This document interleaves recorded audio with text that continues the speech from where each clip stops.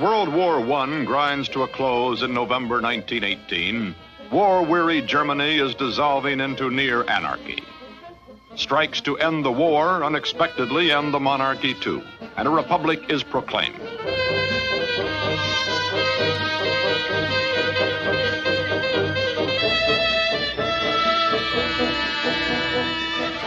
The new government is unprepared for responsibility. Civil war breaks out as demobilized servicemen and civilians join the radical Spartacist movement, which tries to emulate Bolshevik Russia's example. Private armies spring up as the weak caretaker government asks protection from the old high command, which recruits volunteers to put down the communist riots.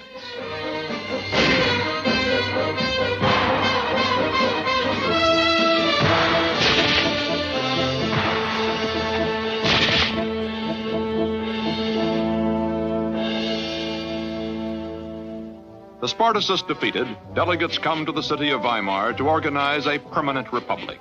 Such power is strange to Germans. They act, says one observer, like clerks called trembling into the main office. The new government is already beholden to the general staff for help in the Civil War. Under its assembly-appointed first president, Social Democrat Friedrich Ebert, Germany finds the outward form of democracy.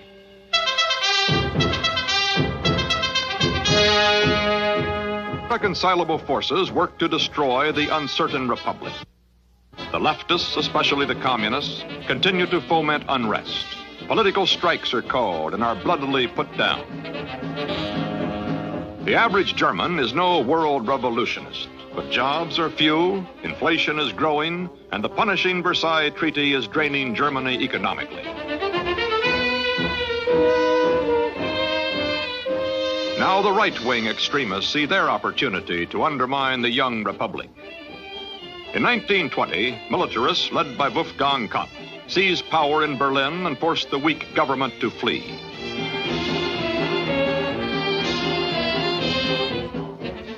Only a nationwide strike causes the Kapp putsch to collapse after 4 days. But the government, fearing the communists more, continues to make common cause with the generals. In 1923, Germany is invaded by the French and Belgians. They claim she has delayed reparations payments, and they occupy her industrial heart, the Ruhr Valley.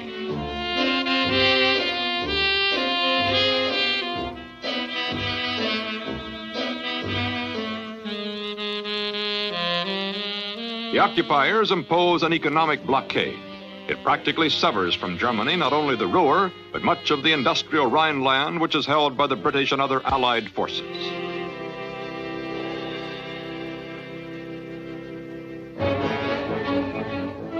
Chaos results, with German production curtailed, commercial activity at a standstill, inflation runs wild.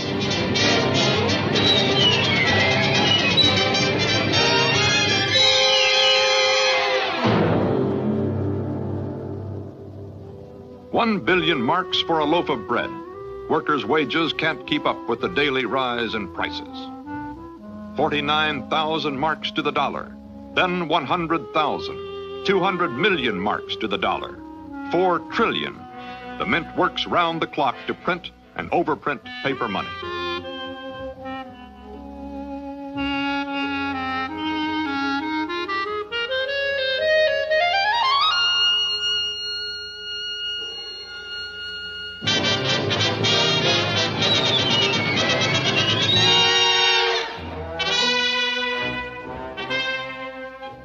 $120 billion marks for a piece of herring. 300 billion marks for a half pound of apples. The inflation wipes out the middle class, which relies on fixed salaries and bank savings. There are times, records a writer, when I want to scream aloud and run away from the pictures of horror which haunt me like hallucinations.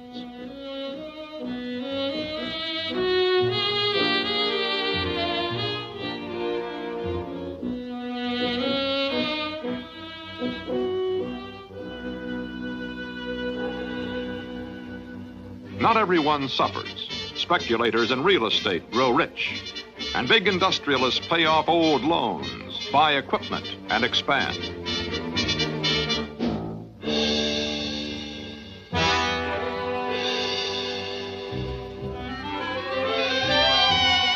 only goods have any real value. What money you have, you spend before it's worthless. Everything's for sale.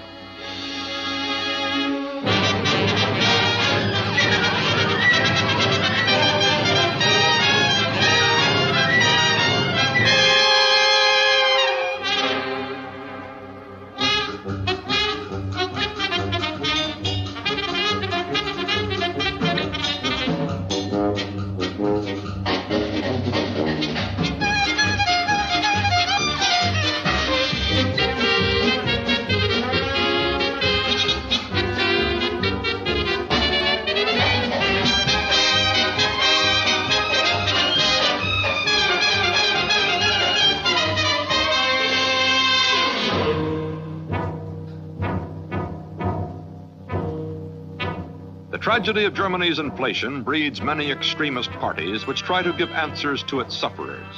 One of these parties in Bavaria is the National Socialist German Workers' Party, the Nazis, who blame the Republic, the Allies, and the Jews for everything. Nazi leader Adolf Hitler, who has watched his party expand from a handful to thousands, calls for action. On November 8, 1923, in this Munich beer hall, he proclaims a national revolution. He's arrested and sent to Landsberg prison for 5 years. History will someday laughingly tear up this verdict, he predicts. He's right. He's freed in 9 months, just long enough to write a blueprint for conquest, Mein Kampf. Disheartened by democracy, Germany was hungry for leadership. After a succession of weak chancellors, there came the forceful Gustav Stresemann, a nationalist but one who supported the Republic. His primary aim was to stabilize the currency. Stresemann succeeds with strong measures reinforced by the Dawes Plan of foreign assistance, named for its prime mover, American financier Charles Dawes. The Republic is reprieved.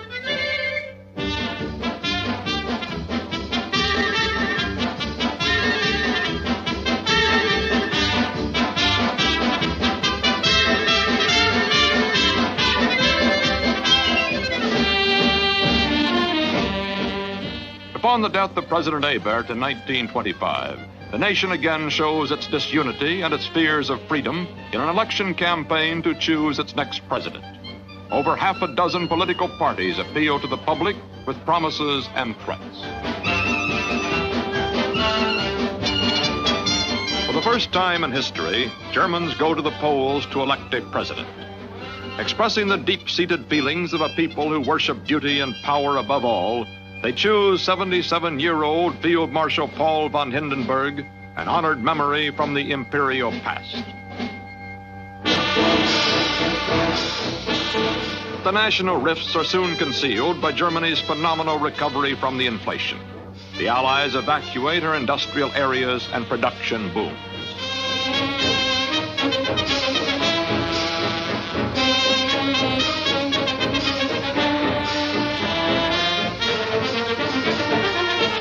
Stresemann, now foreign minister, ushers her into the League of Nations and fosters friendship with her former enemies who become her best customers. And so it seems that the smoke from her industry has forever blotted out Germany's past history and problems, just as her much heralded accomplishments, such as the Graf Zeppelin, are making the world forget her past.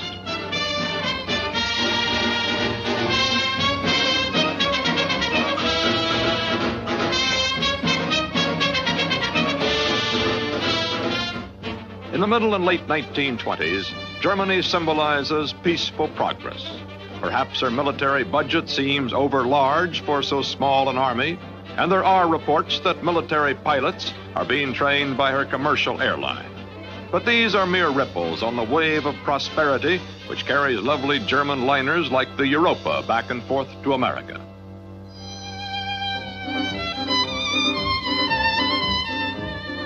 In the flush of abundance, many skeptical Germans now admit that democracy and the Republic aren't so bad after all.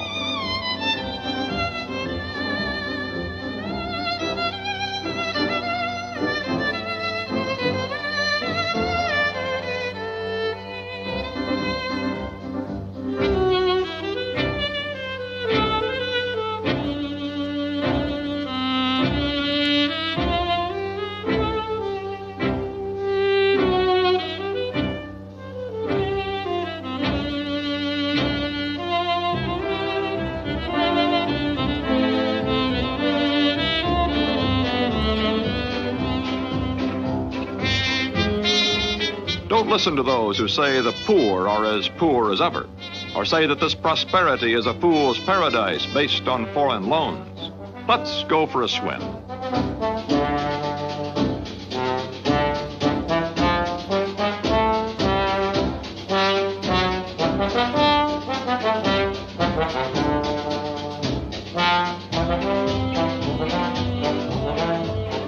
On the surface, it is all froth and feathers. But there are some who see the truth and worry. The artists whose eyes are not glazed by the prosperity. They record the dissolute nightlife, the profiteers, and the festering hatreds. So sees artist George Gross.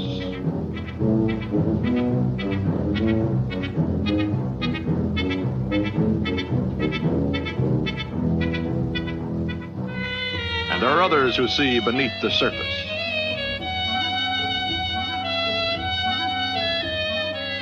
The ugliness, inhumanity, absurdity of people.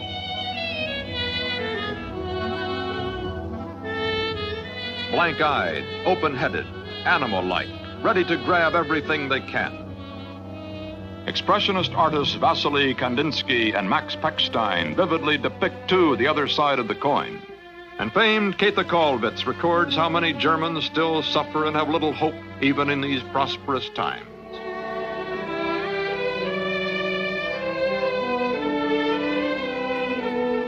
A society with grave inequality, Germany nevertheless enjoys a cultural rebirth.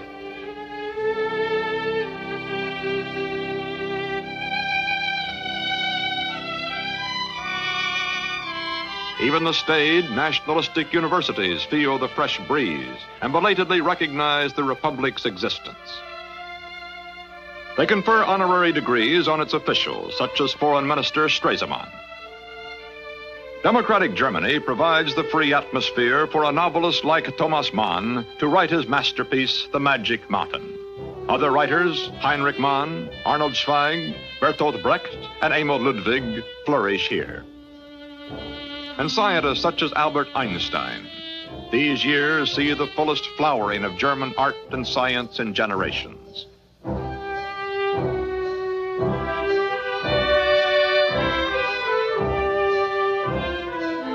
The German theater gives birth to director Max Reinhardt and to composer Kurt Weill. And the world's movie audiences applaud German films with Elizabeth Bergner, Emil Jannings, Conrad Veidt, and Marlene Dietrich. Such extravaganzas as Metropolis, with its warning of men become slaves to machines, stuns the world's public with their power.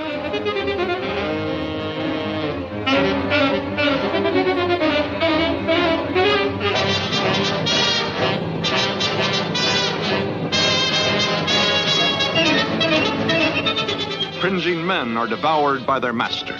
Again, the artist sees what the German public fails or fears to foresee. A master for Germany is indeed waiting for his call.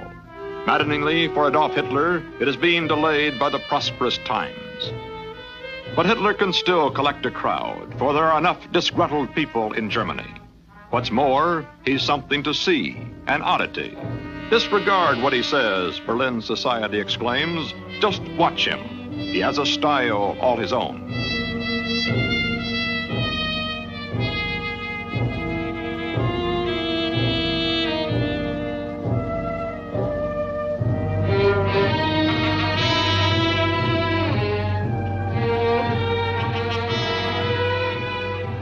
From brown shirts to the other end of the political rainbow, the Reds are waiting, too, for the prosperity to end. In the middle, there is the large mass of Germans who now want democracy to work, but the extremists keep the police busy. Contributions to the Nazi Party fall so low that stormtroopers join soup lines. These are the followers of Hitler, waiting. Hold on, he urges them. Your time will come.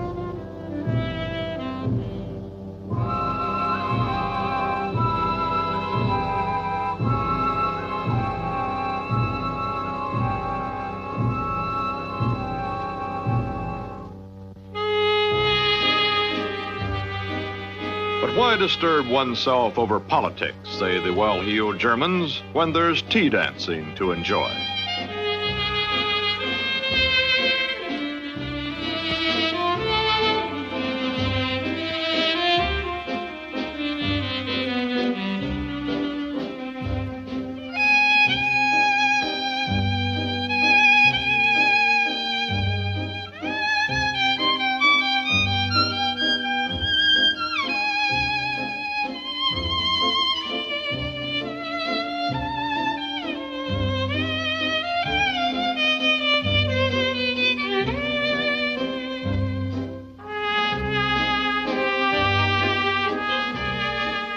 Theirs is a world built on sand, and now the world begins to crumble.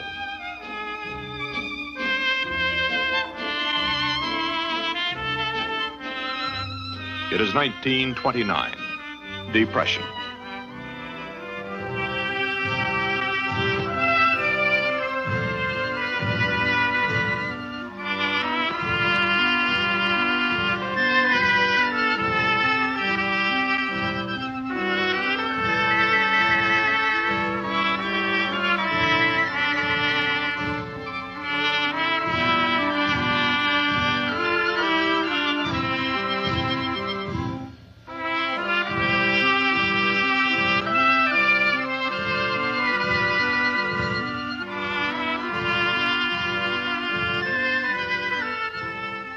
Intellectuals and the prosperous middle class are faced again with economic disaster. By the end of 1929, Stresemann is dead, foreign loans and trade dwindle, and unemployment grows. All of Germany's maladies and latent passions come to the surface as the jobless count rises from 2 million to 6 million.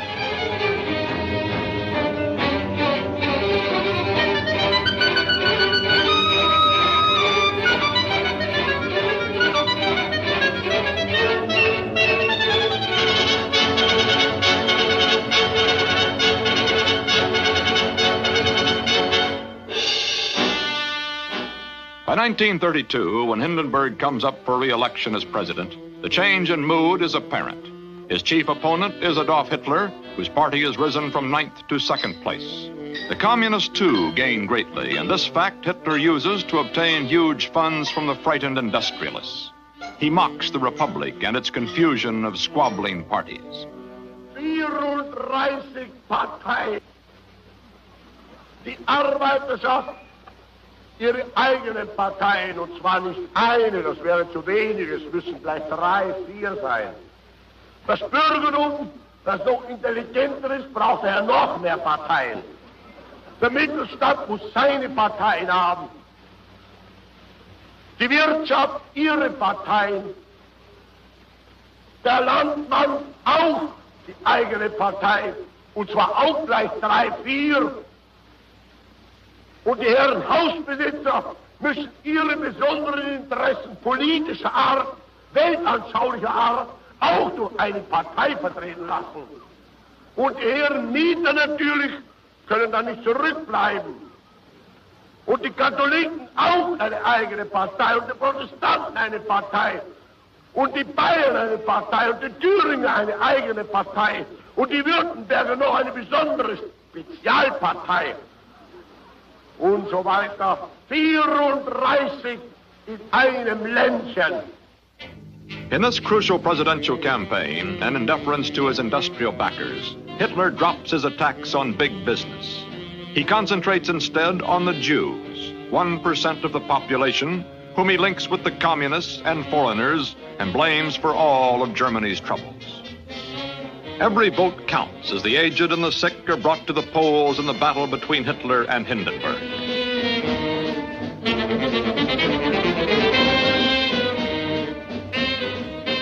Hindenburg, ironically, is now supported by the parties who want to save democracy in Germany. During the voting and tabulating, there is bloodshed in the streets as Nazi stormtroopers, Hitler's private army, assault those who oppose them or support the Republic. But when the counting is over, Hindenburg wins, 19 million to 13 million. Hitler's anger rises. Determined as he is to rule, he refuses to risk revolution, remembering his Munich fiasco. What he now needs is a conspirator on the inside to help him. Hindenburg despises Hitler as an upstart, but 84 years old and failing, he is easily influenced by his military and industrial friends who are negotiating with Hitler, confident they can control the Nazis. Hindenburg will betray the trust of those who look to him to save the Republic. He will submit to a deal made by his favorite, ex-Chancellor Franz von Papen, precisely the arch-conspirator Hitler needs to ascend to power legally. January 30th, 1933. About to enter smiling, the new Vice-Chancellor, Franz von Papen. Greeting him, the beneficiary of the deal, Adolf Hitler, just appointed by President Hindenburg as the new German Chancellor. Nationalist leader Hugenberg indicates conservative distaste for Hitler. He'd rather not sit next to him.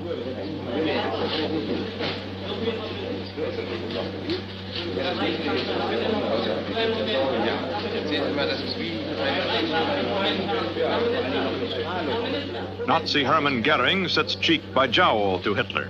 He knows where the power lies.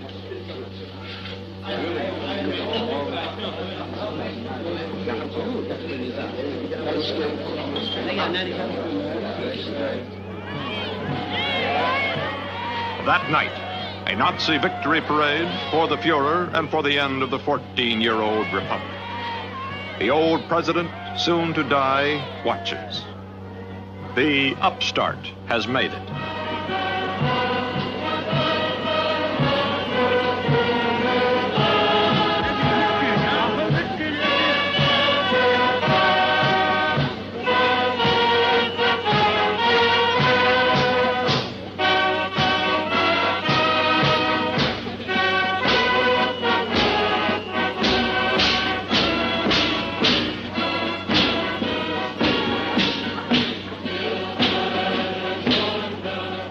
Darkness has descended, casting its shadow on the world. It will be 12 bloody years before another dawn in Germany.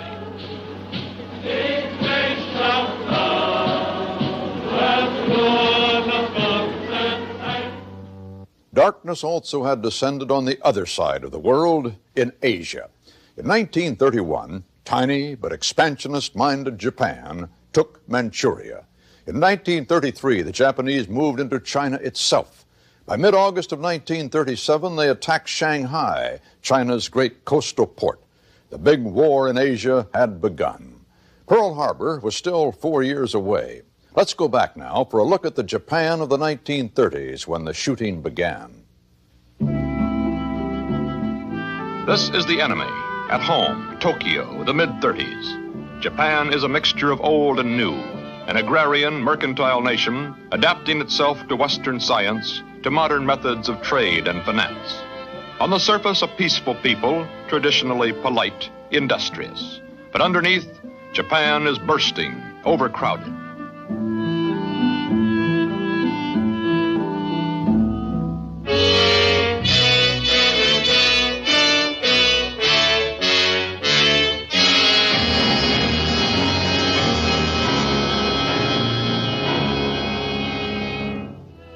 The ambitious rising group of militarists, through intrigue and assassination, have become politically dominant. In league with them is the new financial oligarchy, the Zaibatsu. Together they believe in the credo of expansion stated by General Chinaka in his infamous memorial, conquest through a policy of blood and iron. Today, China, tomorrow, the world. The appetite of the Japanese is big. China, 3 million square miles, 500 million people, a mouthful for any conqueror. Yet the appetizer, Manchuria, has gone down well. In 1931, the militarists captured Manchuria from Chinese warlords, set up a puppet government called Manchukuo.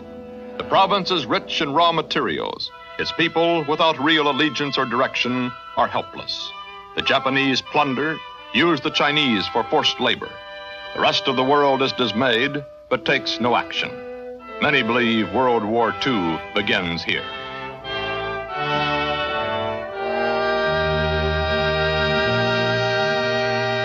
In 1933, the Japanese move into China proper, south of the Great Wall. supposed barricade against barbarians. They create more incidents, pour in opium, seek to destroy by degrading and dividing. China is already split. Since 1927, Chiang Kai-shek's nationalists have been fighting the Chinese communists. Now in 1935, the communists reach Yan'an after their long march. Taking their cue from Moscow, they seek a united front with Chiang against Japan. Their leader is Mao Zedong. This pressure for a united front leads to the kidnapping of Chiang Kai-shek by northern warlords in 1936.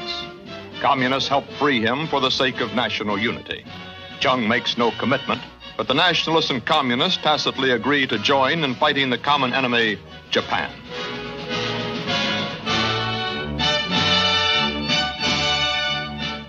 In the summer of 1937, the Japanese seize Beiping. Their next objective, Shanghai, with its international settlement and French concession, guarded by American, British, French, and Japanese troops. Once before, in 1932, the Japanese attacked Shanghai. The other powers intervened to bring peace. Shanghai is perhaps the most cosmopolitan city in the world, with a population of 65,000 Europeans, 3 million Chinese, a third of whom live in the foreign area.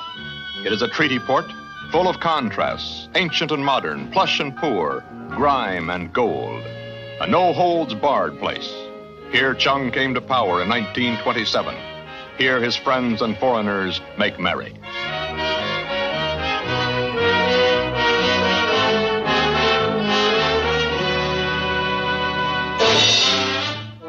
The Japanese remain aloof, watch and plan.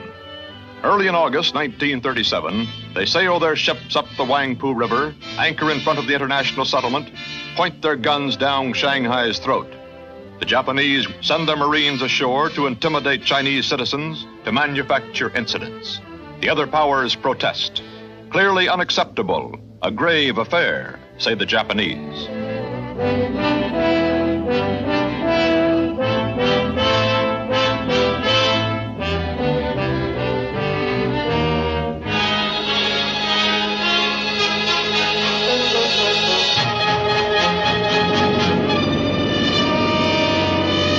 Black Saturday, August 14th. Without warning, Japanese planes strike.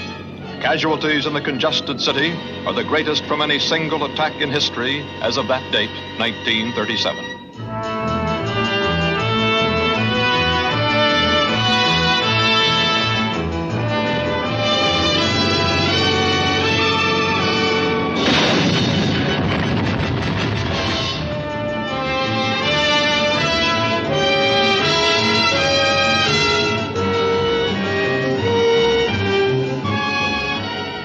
A 1.5 million Chinese rush for the international settlement, a haven where foreigners have a ringside seat on the carnage. When standing room gives out, the gates are shut.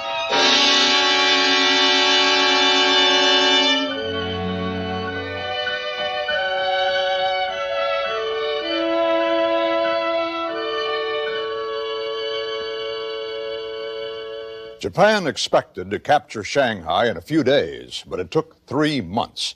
The world was amazed at Chinese heroism, nerveless resistance. The battle for Shanghai bore out the believers in China's capacity to unite and endure. The end comes suddenly, like the end of most of these battles. The Japanese land reinforcements to the south move behind the Chinese right flank. By November 9th, the Chinese retreat begins.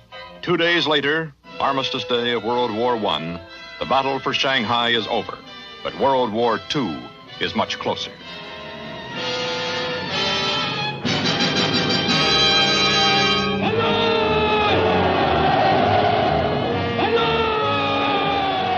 Chinese resistance temporarily breaks down, and the enemy doesn't stop until he reaches Nanking, the capital.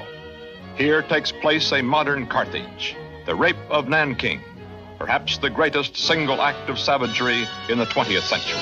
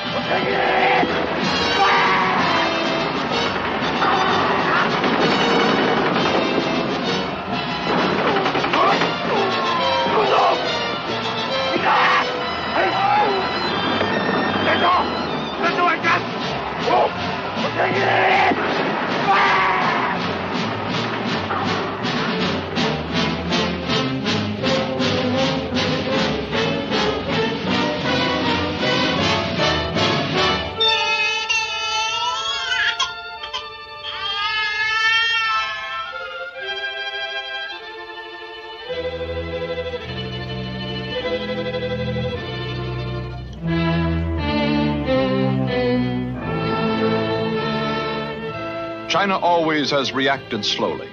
Nanking leaves the Chinese shattered morally and militarily. The Japanese gloat, hesitate, wait for Chung to sue for peace. It is one of their great mistakes. Now, with rekindled fervor, the Chinese answer the summons to the life and death struggle.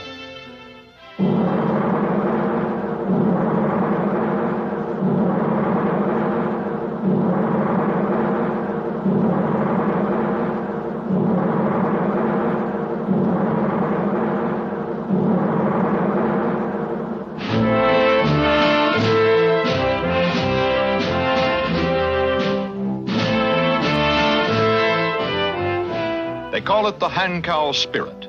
The new capital is 800 miles up the Yangtze from the sea.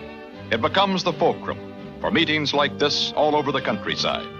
Japan has forgotten that China is a nation. Not for 10 years since Chiang Kai-shek led the revolution against the old Manchu dynasty have the people been so unified behind him.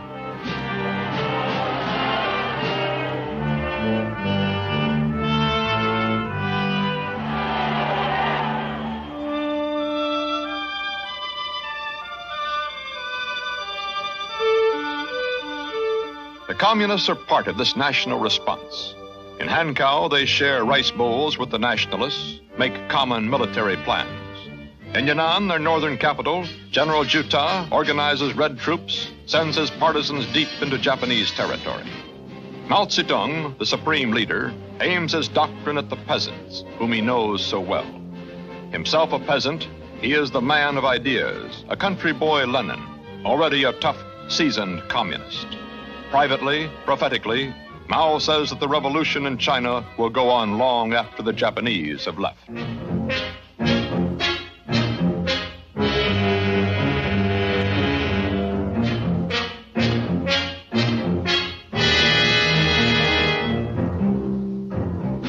China has lost 250,000 troops since Shanghai, but has some crack soldiers left.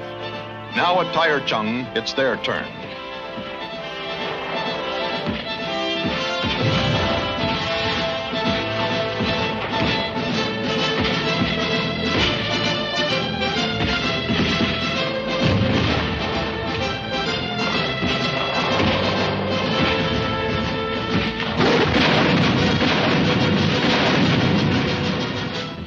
Taichung is Japan's first big frontal defeat in history.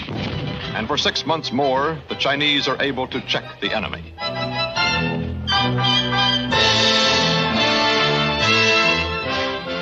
The Japanese strike for Hankow. The Chinese retaliate by diverting the Yellow River almost by hand.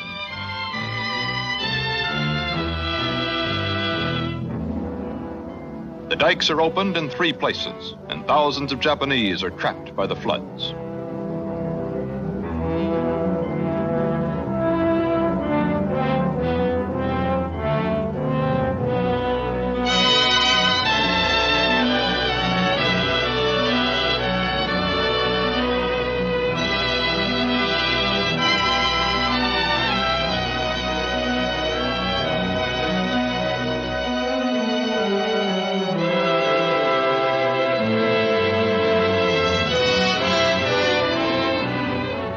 The Japanese also face a new kind of enemy, the guerrillas, many of them communists.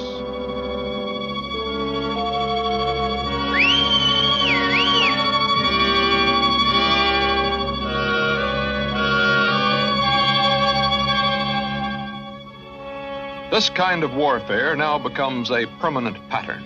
The Japanese feel that control of the cities and of the lines of communication will paralyze China. They win many victories, but in the end, it is they who are paralyzed, immobilized. Every Chinese man and woman, young or old, becomes a fighter. Every road or bridge, and above all, every railway that may help the Japanese advance is a Chinese target, as important as a fort or as enemy troops themselves.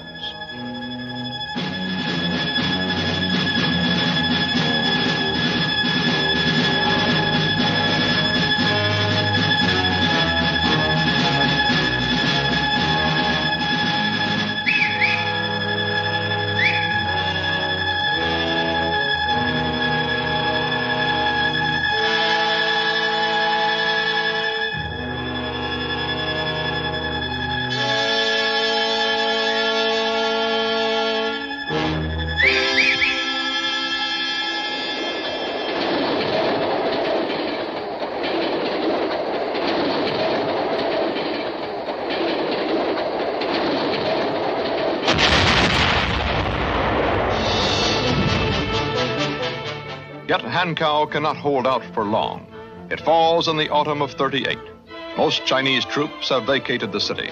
Even so, it is bombed and battered and burned to the ground.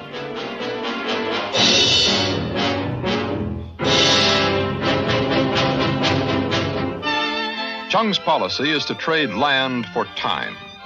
Now comes the biggest trade of all. Far off Chongqing, at the headwaters of the Yangtze, is chosen as the new capital. It will mean not only the movement of troops, of a government. It will mean a movement of 20 million people with a nation on their backs. The epic trek to the west.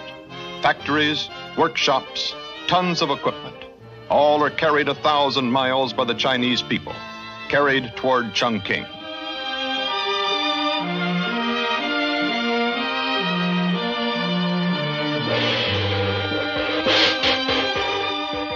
And behind them, the Chinese leave scorched earth.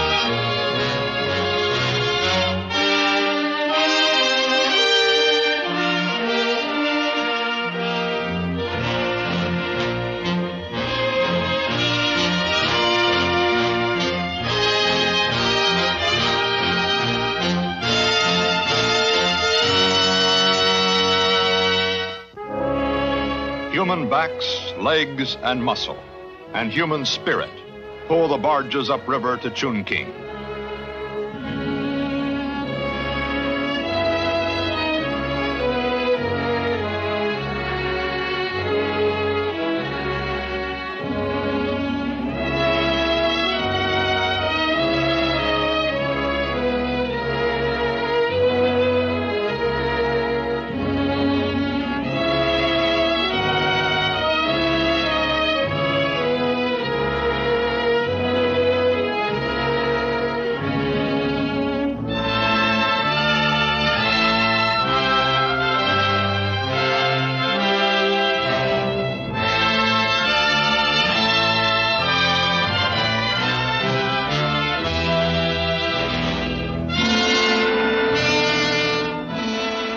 Remote above the last gorge is Chongqing.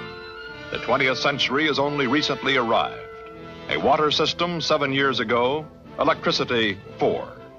Chongqing becomes a vast melting pot for Chinese as unlike each other as they are unlike Europeans, but all with a single passion to defeat Japan.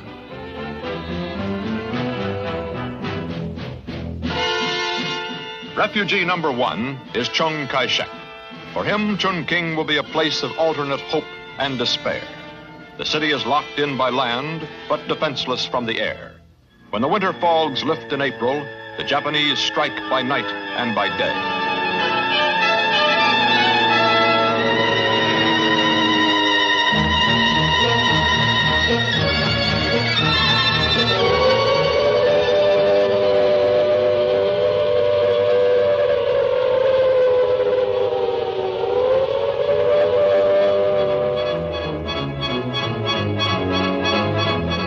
The city becomes the most bombed place on Earth. With few anti-aircraft guns or planes, the Chinese have only the natural defense of the city's caves. But they need a warning system, and they devise an ingenious one. When Japanese planes leave Hankow, Chinese agents cut into the telephone lines and tip off secret Chinese radios. An underground network relays the news to Chongqing. The shelters are assigned by tickets. It is dugout democracy, and it brings Chongqing its greatest dignity.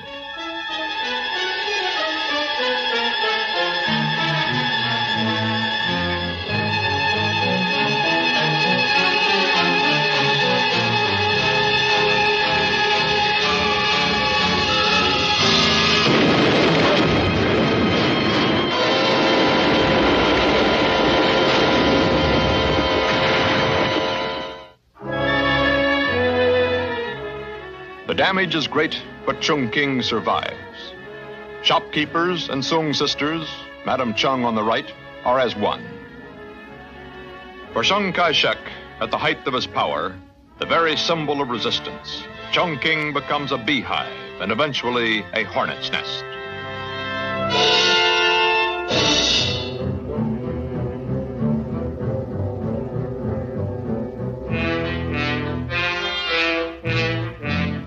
Supply is still a tremendous problem. The old road from Burma is woefully inadequate. By camel from Russia, by train from Indochina, by air from Hong Kong, and by smuggling from Japanese-held China, some supplies come in, but not enough. So 70,000 Chinese coolies perform an astonishing feat. With their hands and with crude instruments, they build a new road through deep mountain country from Lashio in Burma to Kunming in China.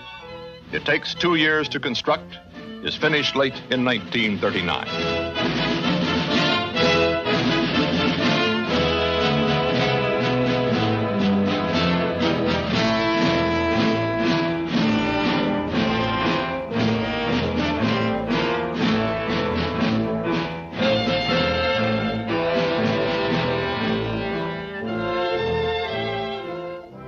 The battle against nature is also against time. When Indochina is lost and when the Russians stop aiding Chung, the Burma Road becomes a major Chinese lifeline. The Japanese know that over the road come supplies for China. For them, it becomes a major target.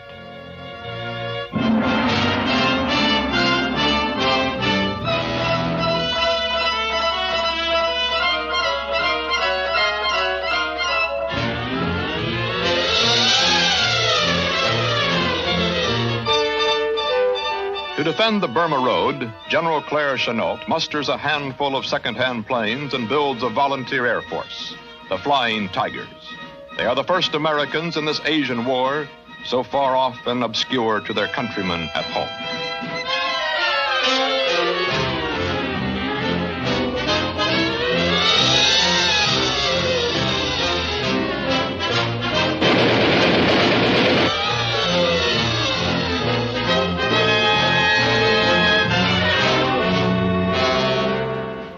Many, many more Americans were soon to learn about and become involved in that remote war in Asia. December 7th, 1941 was approaching. But let's go back now to Europe in the days preceding the outbreak of war there. This chapter involved the sacrifice of a free and democratic nation, Czechoslovakia, to appease Adolf Hitler. It's a chapter which gives new meaning to the word appeasement.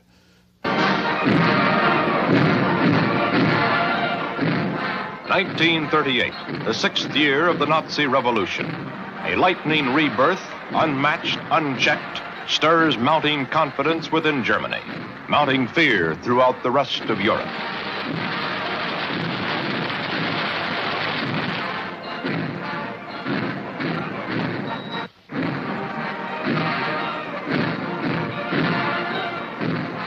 Fear hammered home our realities. The realities of a once defeated nation retooling for war. The most intensive military build-up of all times. Says Adolf Hitler, those who wish for peace must support the German effort to conquer the world.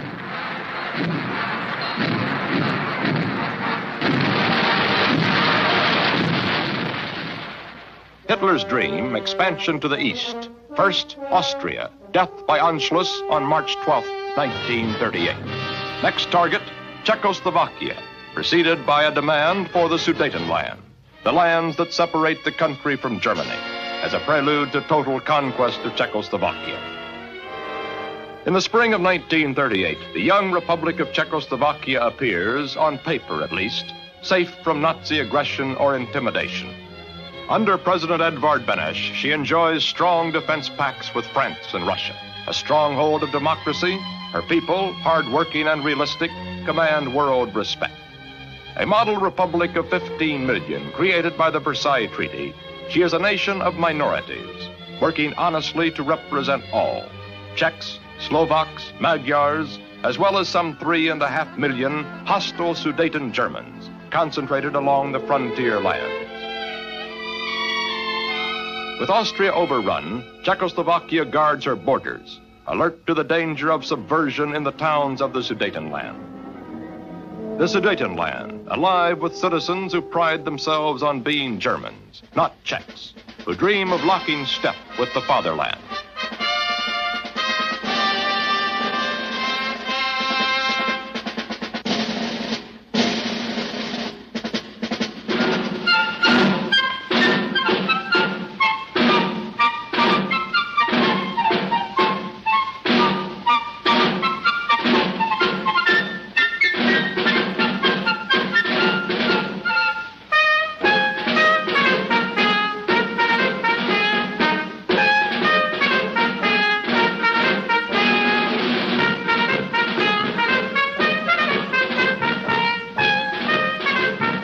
Hitler's Trojan horse is here, the excuse by which he can legally invade the Czech Republic.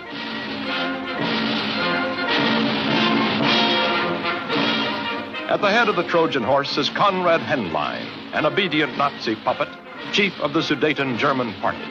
Henlein has been ordered by Hitler to prepare the way for his occupation of the Sudetenland. Following Hitler's instructions, Henlein demands what the Czechs cannot possibly accept. In effect, the creation in Czechoslovakia of a little Germany.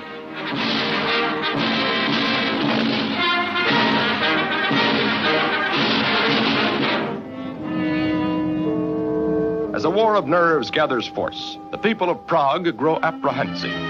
Then from Britain and France comes bitter counsel. Concede, appease, satisfy the demands of the Sudeten Nazis. In May, moderation is met with menace as Henlein forms stormtroop battalions to intimidate the Czechs into submission. Now Hitler intensifies the crisis, orders his reluctant generals, unprepared and unwilling to make war just yet, to push up to the Czech border. His aim, to test the Czech spirit and the limits of Allied appeasement.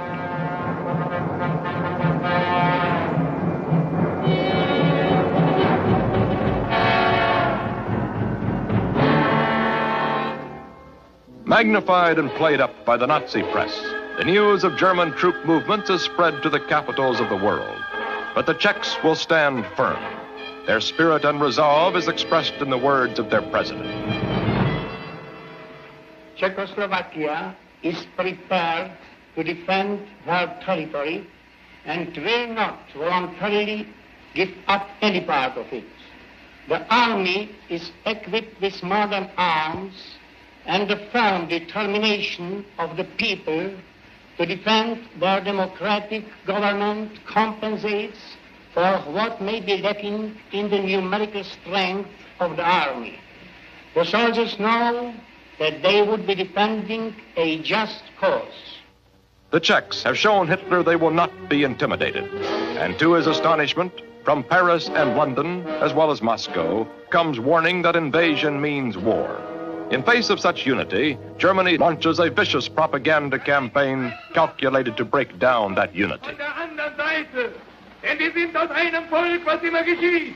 Das ist nun einmal so und das wird immer so sein. Ein Bilddokument aus den letzten Tagen der Bedrückung des Sudetenlandes. Der Sorghof, ein deutsches Bauerngehöft bei Franzensbad, das von den Tschechen vollständig ausgeplündert worden ist. Man hat uns unterdrückt und geschunden. Man hat uns eingekerkert und gemartert. Man hat uns hungern lassen. Und ihr werdet... Propaganda Minister Goebbels, we will not look on much longer while 3.5 million Sudeten Germans are maltreated. ...schöpfen, die ihr nötiger habt als irgendwer anders. Sieg heil! Sieg heil! Chamberlain's government, afraid another crisis may bring a war it is anxious to avoid, now reverses its position, sends Lord Walter Runciman to Prague on August 3rd to persuade the Czechs to meet Henlein's demands and agree to the secession of the Sudetenland. His mission, uninvited, unwelcome, is doomed to failure. Beneš will not surrender his country to self-destruction.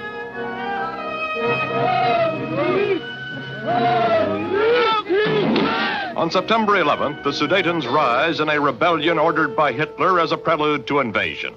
Once again, a Jewish population is singled out as a special target.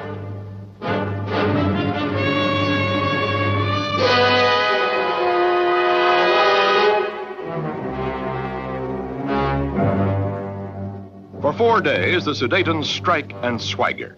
In London, Chamberlain, awed by the Sudeten show of force, is determined to appease Hitler's demands and ensure the peace. Without consulting his cabinet or the Czechs, who are successfully putting down the Sudetans, he cables Hitler, "Let us meet, let us come to terms." September 15th, 1938, Neville Chamberlain sets out to bargain with Adolf Hitler.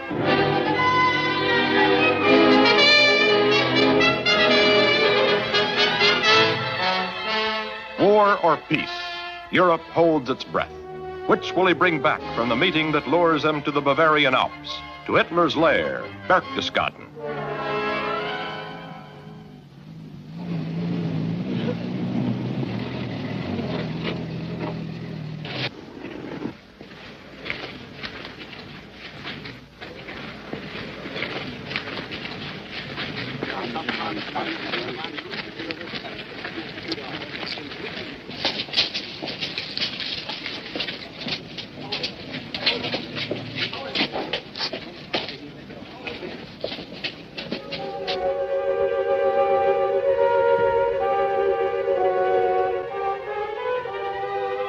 The next day, Chamberlain returns home, confident that, in his words, Hitler is a man whose word can be relied upon. The meeting is a Nazi victory. Chamberlain, taken in by Hitler's demand for self-determination, has recognized Germany's right to the Sudetenland.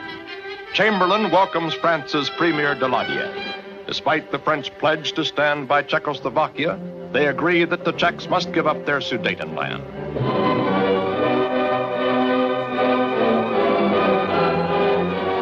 The Czechs, strong in their resolve to resist, reject British and French demands that they submit. In London, public demonstrations as a final French and British ultimatum is issued: if Czechoslovakia fights, she fights alone. Only distant Russia now stands with the Czechs, and that is not enough. Czechoslovakia is deserted. Her only alternative, concession. Chamberlain, satisfied that he is guaranteed peace for a Britain he believes unprepared for war, ignoring the few hecklers, departs for Germany on September 22nd, bearing Hitler the gift of the Sudetenland. European peace is what I am aiming at, and I hope that this journey may open the way to get it.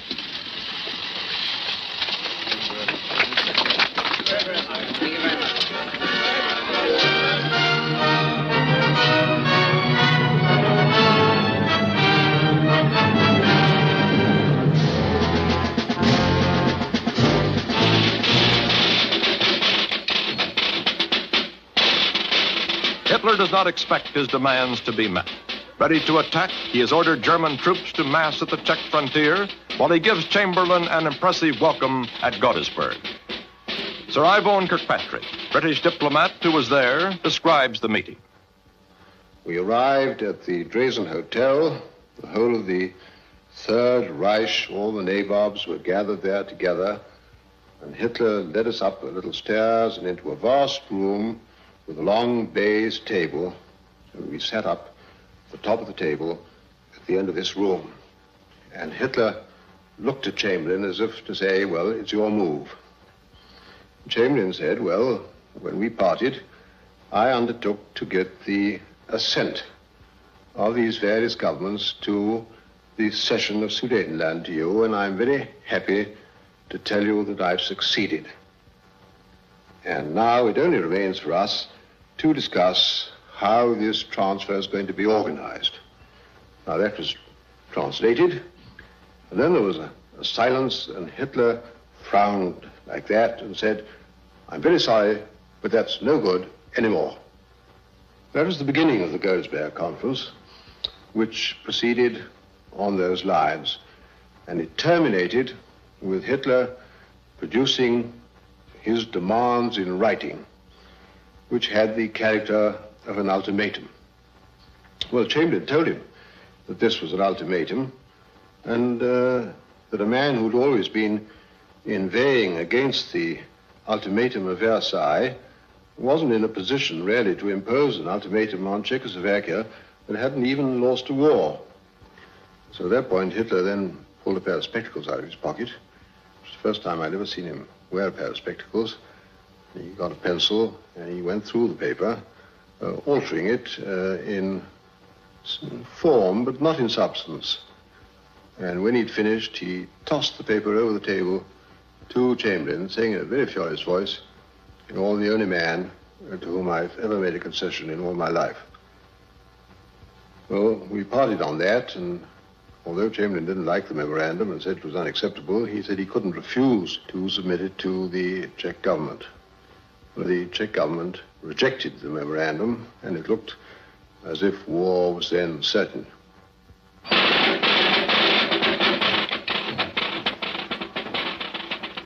Hitler prepares for invasion, confident of the appeasement policy of Britain and France. His ultimatum sets October 1st as the deadline for his occupation of the Sudetenland. In Czechoslovakia, 1.5 million men are quickly called up, unwilling to accept Hitler's new demands, ready to face his deadline.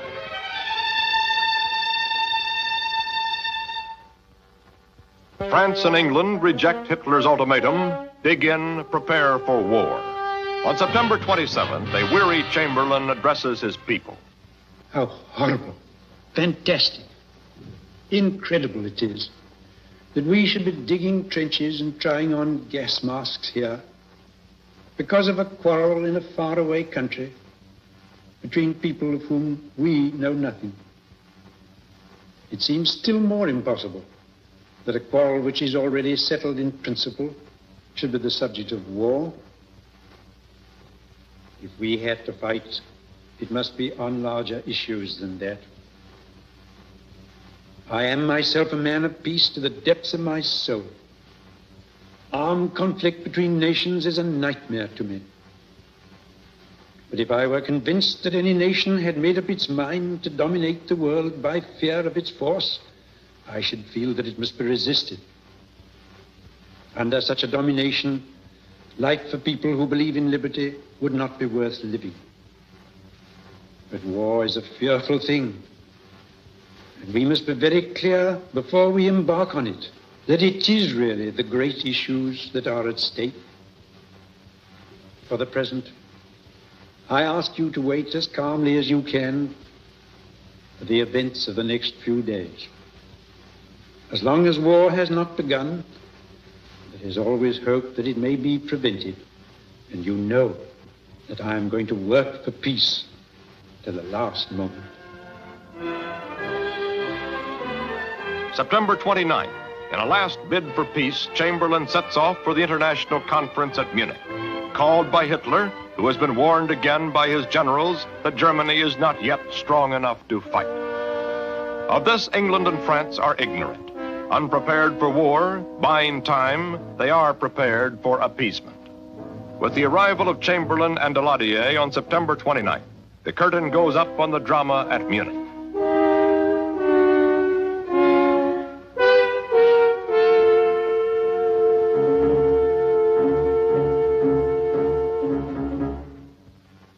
Partners Mussolini and Hitler welcome the visitors. Excluded and ignored are Czechoslovakia and her ally, Russia, still pledging support. Czechoslovakia is sacrificed on the altar of appeasement in the signing of the pact Winston Churchill calls a complete surrender to the Nazi threat of force that will bring peace or security neither to England nor to France. 4 men signed the pact. How do they behave on this historic occasion? Sir Ivone Kirkpatrick.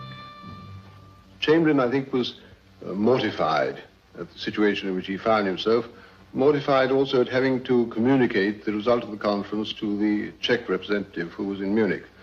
Daladier, on the other hand, looked very much like a man who'd been reprieved, the man in the death cell to whom the governor announces that he's not going to be executed after all. Mussolini was very cocky. He felt he'd really been the author of the Munich agreement and that this was his day. And he was strutting about very much like a little bantam cock. He was the author of the whole thing. Hitler, on the other hand, was absolutely furious.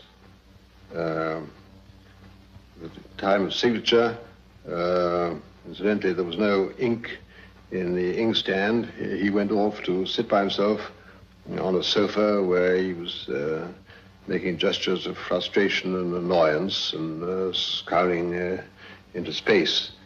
And as we left the Führerbau at the end of the evening, I left a very angry Führer who looked like a man who'd been asked to sign away his birthright.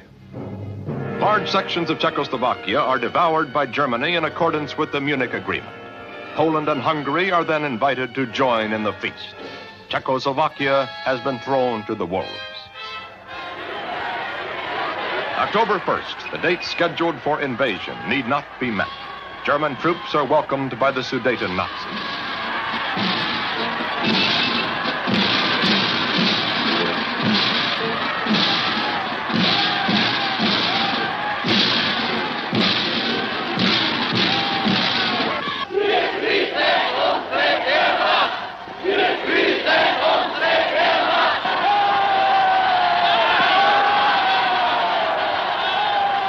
The widening shadow of appeasement soon covers the land. On March 15th, 1939, the shadow of a once proud Czech government delivers all of Czechoslovakia to Hitler.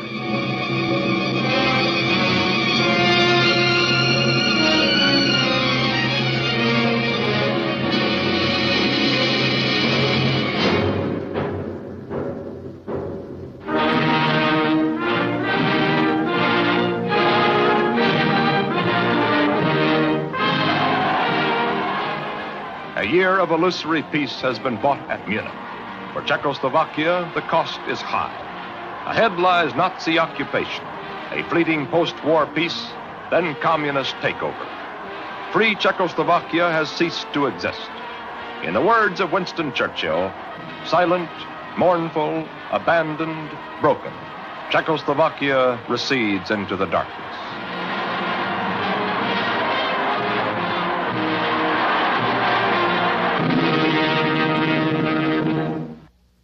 Our next chapter in this compilation, The Seeds of War, focuses on the American president during this time of crisis.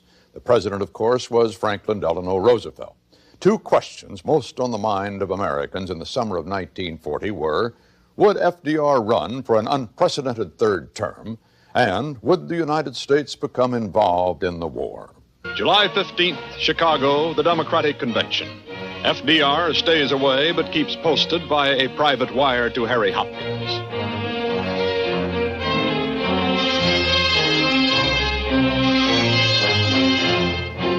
Then July 17th, the sweating delegates get what they have been waiting for. I place in nomination the valiant American Franklin Delano Roosevelt.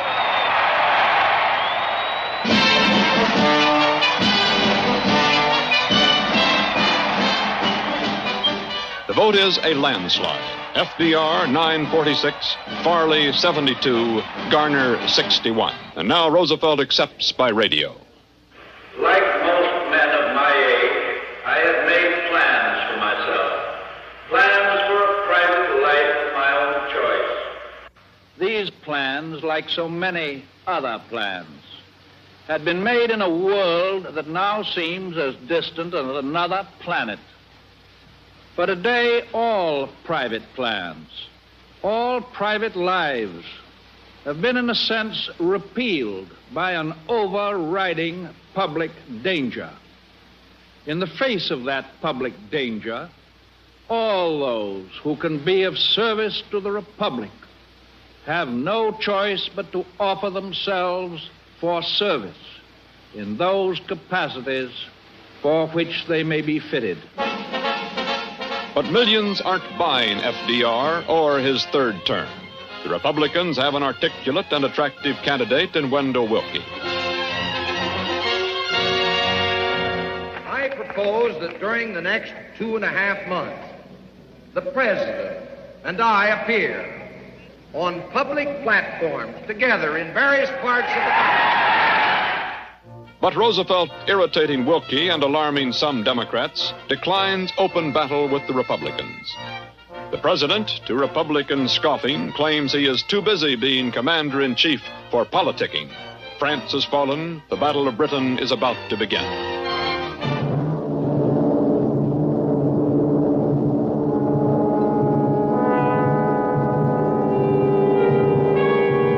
September 16th, 1940, a fateful day for almost every American home. Roosevelt signs the Selective Service Act, the draft, political dynamite in an election year. Wilkie hammers away at him on other issues. 7.5 years now, every year, a mounting federal public debt. Is there anybody here so damn dumb that thinks that can go on for 4 more years? The man from Indiana begins to lose his voice, but he keeps punching at 2 spots: unemployment, unpreparedness. More than 9 million of our fellow citizens are without jobs.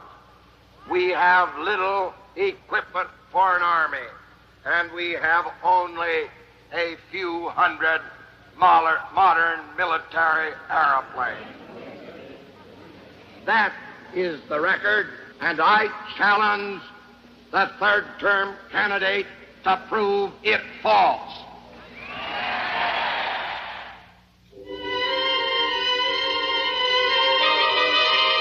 Wilkie, far behind in early public opinion polls, begins to catch up. Democrats, without Roosevelt speaking, are hard put to answer his charges against FDR. Anti-business, third-term dictator, appeaser, and then, in a shift, warmonger. Politicians demand the famous Roosevelt oratory. He agrees to make only 5 speeches. The campaign catches fire. I consider it a public duty to answer falsifications with facts.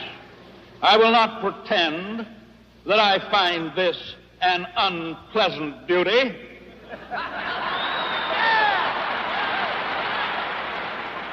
I am an old campaigner, and I love a good fight.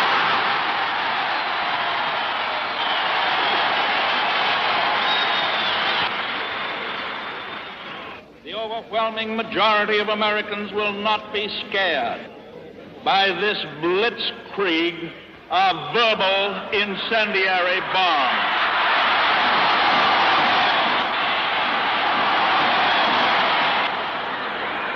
I repeat again that I stand on the platform of our party. We will not participate in foreign wars, and we will not send our army, naval, or air forces to fight in foreign lands outside of the Americas, except in case of attack. And let me tell you something else. That one-man rule always leads to. It always leads to the road to war. While I'm talking to you, fathers and mothers, I give you one more assurance. I have said this before, but I shall say it again and again and again. Your boys are not going to be sent into any foreign war. Yes, we are telling the world that we are free, and we intend to remain free and at peace. We are free to live and love and laugh. We face the future with confidence and with courage. We are Americans.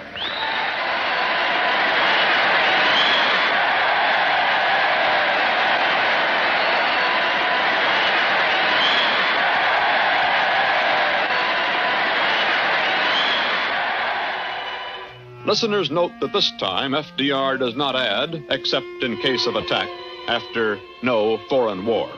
critics try to pin him down, he replies, "If somebody attacks us, then it is not a foreign war." Election night, 1940. FDR sweeps to a third term. 27 million to Wilkie's 22. 38 states to Wilkie's 10. As usual, he gets the news at his family home in Hyde Park.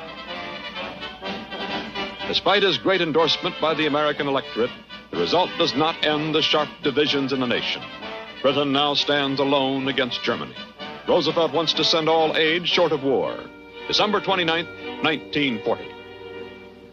Never before, since Jamestown and Plymouth Rock, has our American civilization been in such danger as now. We must be the great arsenal of democracy. For us, this is an emergency as serious as war itself.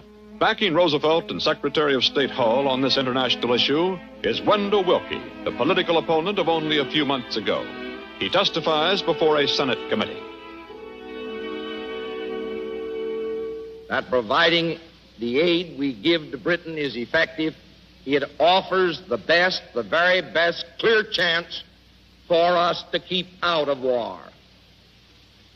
Hitler, in my judgment, will make war on us or on our friends and allies in this hemisphere when, as, and if he chooses. Millions are in opposition, among them Republican Senators Robert Taft of Ohio, Gerald Nye of North Dakota, a vocal and relentless foe, and Michigan's Arthur Vandenberg. Later, he will become a staunch supporter of overseas aid. The chief executive is beset on several sides. There are still 7,600,000 unemployed. There is hostility among some men drafted unwillingly into a peacetime army.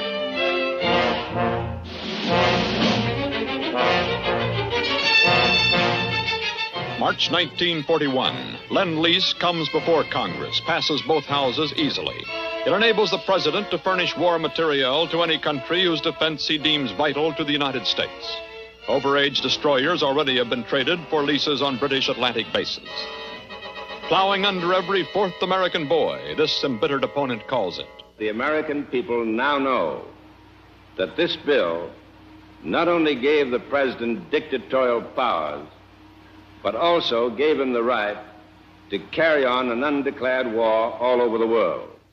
The isolationists organized. There are several committees, the largest being America First. A smaller but aggressive group is this one.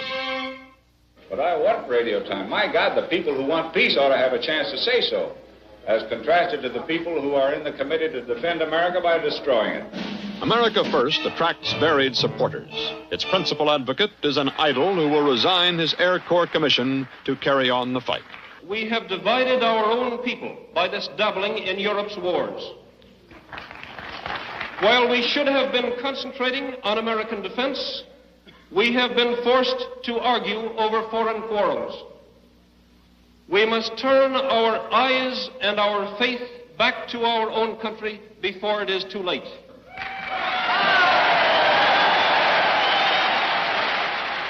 The president refuses to change course in the face of what he calls the present danger. On May 27, 1941, he proclaims an unlimited national emergency. The national division is profoundly complex. There are isolationists and interventionists in both parties. Strange bedfellows are found on the political scene. With the Nazi-Soviet pact still in force, the domestic communists and fellow travelers are more isolationist than anybody.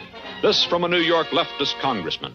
We are not preparing for the defense of our country, but rather we are preparing to plunge our people into a war not for democracy, but for imperialism. Communists also seek to inspire strikes in vital industries, choking off supplies to the Allies. At North American Aviation in California, they succeed. For the first time, Roosevelt has to send in federal troops.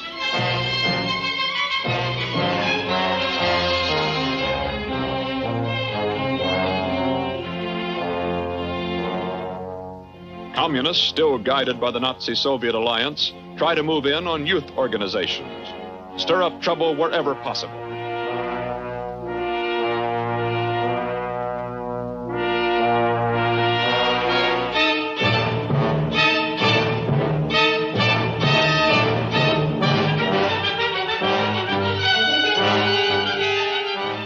Then the morning of June 22nd, 1941.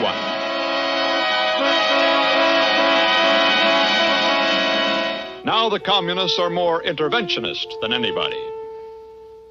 August 10th, 1941, off Newfoundland. The famous Atlantic Charter meeting takes place between Roosevelt and British Prime Minister Winston Churchill. They established an easy intimacy, writes one observer. They were two men in the same line of business, politico-military leadership on a global scale. At home, the war draws closer. The National Guard is called up. The one-year draft is extended by a perilous one-vote margin in the House, ending the soldiers' chant, Ohio, O-H-I-O, over the hill in October. Say, Mac, what time do we get up in the morning? Don't worry, I'll get you up.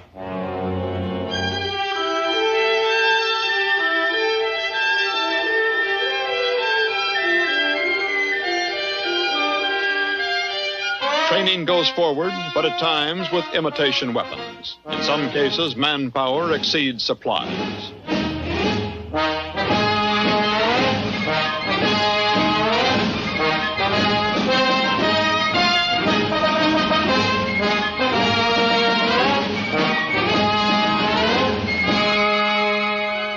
November 14th, 1941, the tension mounts.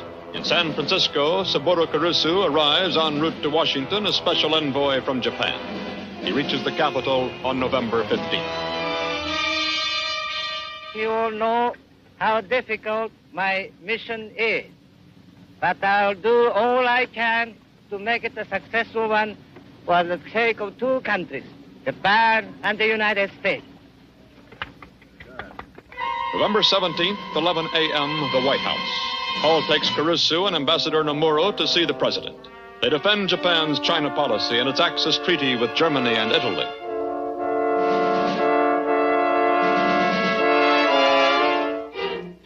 General Marshall and others have been trying to persuade Secretary Stimson to recommend to FDR a 3-month stall in the Pacific, time to bolster the Philippines and other bases. Stimson opposes this as appeasement. November 20th, 10:45 a.m., the State Department. The Japanese have an important meeting with Hull to present their demands. Unfreezing of Japanese assets in the United States, lifting of the oil embargo, immediate cessation of U.S. aid to China. At this moment, the Japanese fleet has rendezvoused for the sail to Pearl Harbor.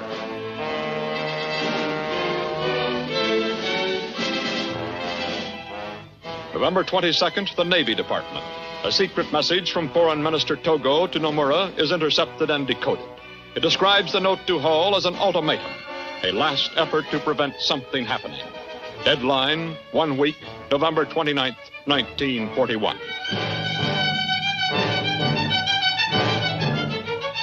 The same day, the White House. The broken code message is rushed to the president.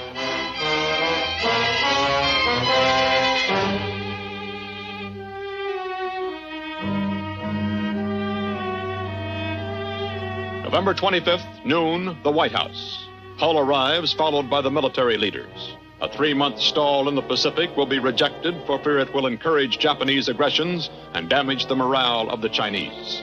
Hull is advised to meet the Japanese demands with a counter-proposal. November 26th, 4:45 p.m., the State Department. Hull calls for Japanese withdrawal from China and Indochina. The Japanese task force is on its way to Pearl Harbor. November 27th, 2 p.m., the White House. With Hull, the Japanese envoys arrive to meet with the president. Roosevelt warns the envoys that if Japan persists in following Hitlerism and aggression, she will be the ultimate loser. Admiral Stark has sent his war warning to Admirals Hart and Kimmel in the Pacific, telling them an aggressive move is expected within the next few days. The tense days pass. Japan's task force steams toward Pearl Harbor. December 6th, Roosevelt makes a vain peace appeal directly to Emperor Hirohito. Then December 7th, the State Department, 12:55 p.m. In Hawaii, the Japanese bombs will drop in 30 minutes. 1 p.m., Hull has a date with the Japanese. They phone for a postponement until 2 p.m. It is 1:05 p.m. 1:50 p.m., the Navy Department. Message from Admiral Kimmel in Honolulu. Air raid on Pearl Harbor. This is not drill.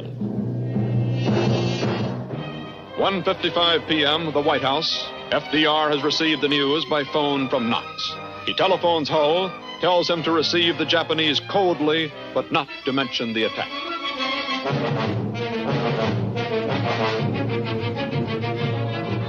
"2:20 p.m., the State Department. The Japanese hand Hull their note.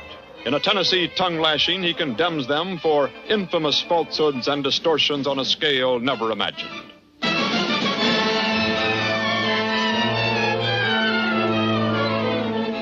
"2:25 p.m., the White House. The story breaks.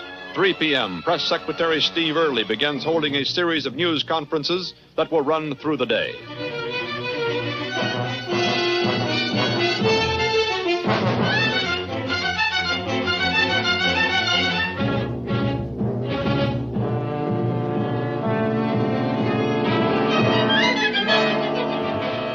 "3 p.m., the Japanese embassy. The staff is burning secret documents to keep them out of American hands. Later, one Japanese official tries to knife a Secret Service man at the railroad station. 3 p.m., the White House. The news is on the radio. Crowds, tight-faced and silent, gather outside the iron gates. Hull arrives to see the president. Stimson, Knox, Stark, and Marshall will join him there. The worried officials move inside to the president's study, now the nerve center of the American war effort. They will learn how badly we have been hurt at Pearl Harbor.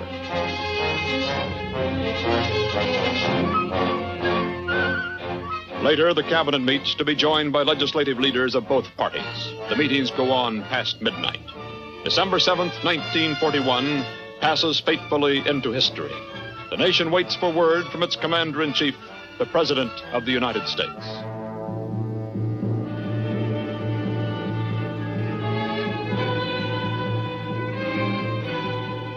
December 8th, noon, the Capitol. As Franklin Roosevelt comes to address Congress, he has behind him more national unity than he has known since the first 100 days of the New Deal. More than he will know again despite a fourth endorsement by the American electorate. With one military stroke, Japan has done what Roosevelt could not do: unify a deeply divided nation. A united America prepares to wage the greatest war in its history.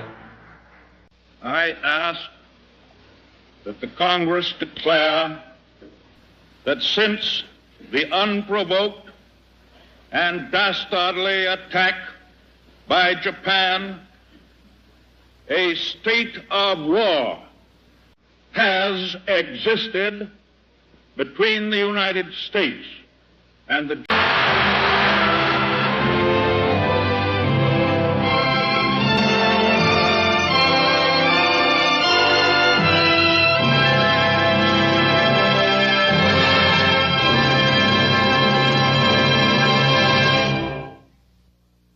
The gaining of that inevitable triumph, the battles, the bloodshed, the bravery, is the story we're reporting in this continuing series, the CBS Video Library of World War II.